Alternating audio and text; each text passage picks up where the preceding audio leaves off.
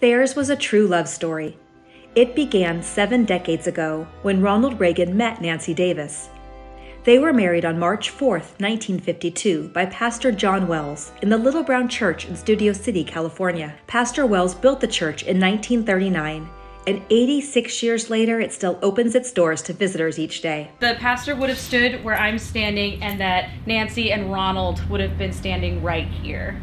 We have had a few people specifically ask to get married here because the Reagans got married here. So this is one of our wedding registries. It has, this is for 1950 to 1952.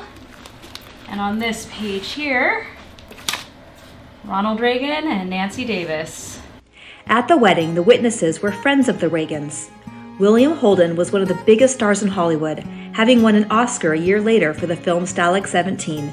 And his wife, the actress Brenda Marshall, otherwise known as Artist Holden. The newlyweds celebrated at a reception hosted by the Holdens at their home in Toluca Lake. Once married, Ronald and Nancy Reagan walked these steps to the apartment they shared in Los Angeles. The building is the same today as it was in 1952. The current tenant says, aside from the contemporary furnishings, the living and dining room looks the same today as it did when the Reagans made it their home in the early 50s. The original building, nothing's been remodeled as far as I know. Mid-century then, mid-century now. Nancy lived here first, and then Ronnie was here for a short while, and then they moved to the Palisades. Throughout their lives together, before and after their White House years, the President and Nancy Reagan always took the time to celebrate their wedding anniversary.